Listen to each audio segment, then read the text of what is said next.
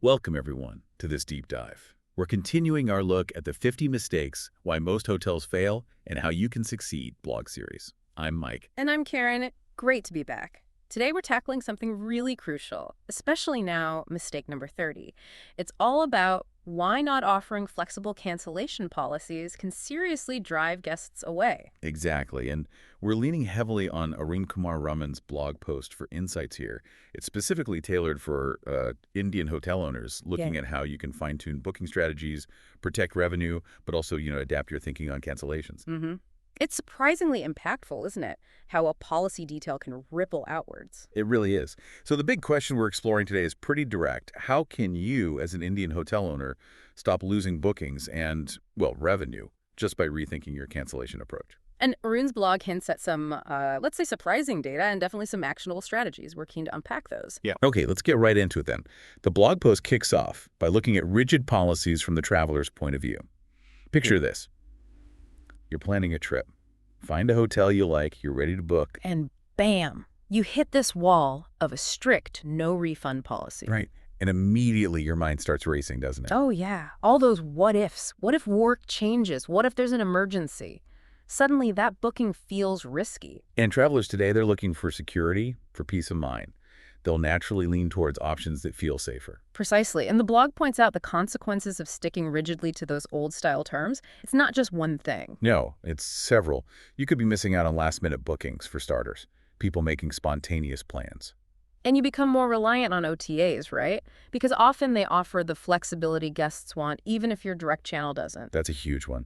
Plus, negative reviews specifically about cancellation policies. That can really hurt your reputation online. Definitely. And it impacts loyalty, too. The blog makes a great point there. A bad experience with a cancellation policy, even if they don't actually cancel, can put someone off coming back. And that repeat business is gold. Mm. So this is key, I think, from the blog.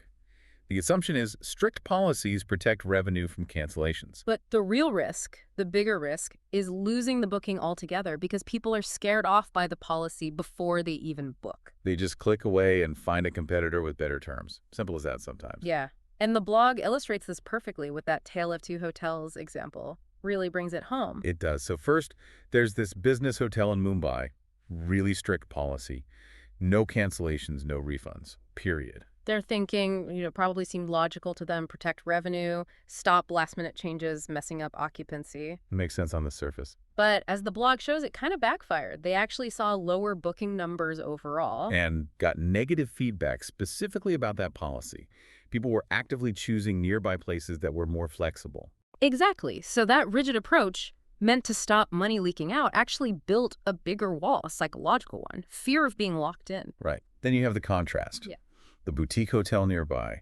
They really listened to what guests wanted. They brought in free cancellation, but with a reasonable window, maybe 48 hours before check-in. Okay. And they allowed flexible rescheduling. Plus, crucially, they still offered a non-refundable rate, just slightly cheaper, for people who were certain. Giving people options. Exactly. And the results. The blog highlights a clear increase in direct bookings, which means Less commission paid out to OTAs. Always good. always good. And importantly, much better guest trust, more positive feeling around the brand. It proves flexibility isn't just a risk, it's a guest confidence booster, as the blog puts it. It leads to more bookings overall. Okay, so that's the compelling why. Now, the how.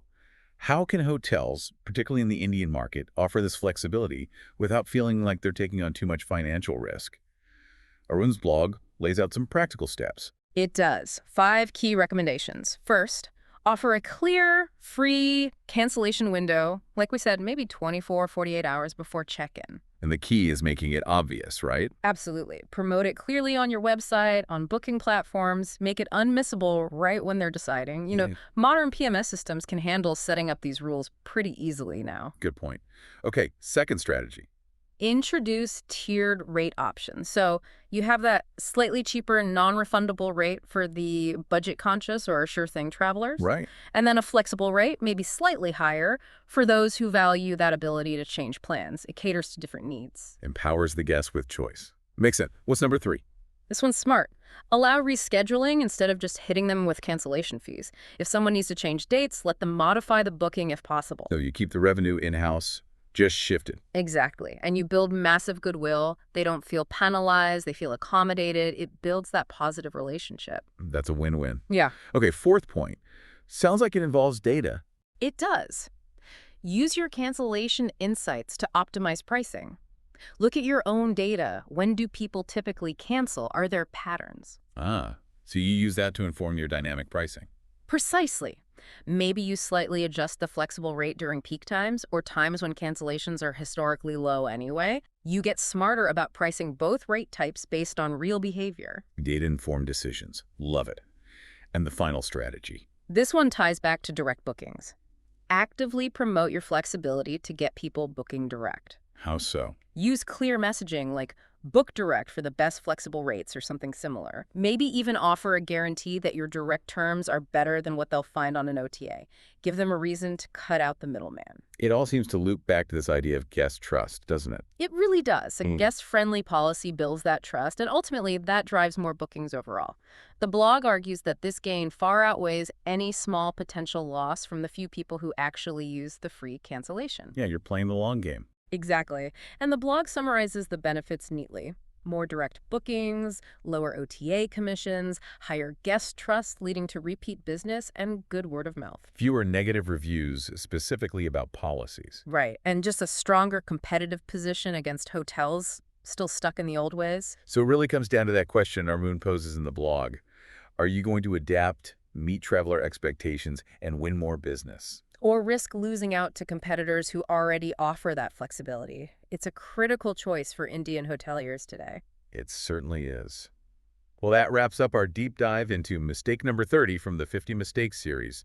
Some really valuable points there. Definitely food for thought. And if you're looking to explore more strategies for growing your hotel business, we've got a few resources for you. First off, you might want to check out the Hotel Growth Mastermind community. Secondly, we run a weekly Hotel Growth Masterclass. It's a practical, power-packed 2-hour webinar. There's a link you can click to register for that. Thirdly, why not join the conversation in our Hotel Growth Hub Facebook group?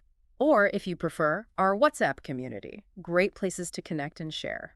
And finally, for daily tips, tools, and insights, including on AI and hospitality, make sure you follow Arun Kumar Raman on his social media channels. This has been Karen. And Mike from the Hotel Growth Hub podcast. We'll see you in the next deep dive. Before you go, just think about this.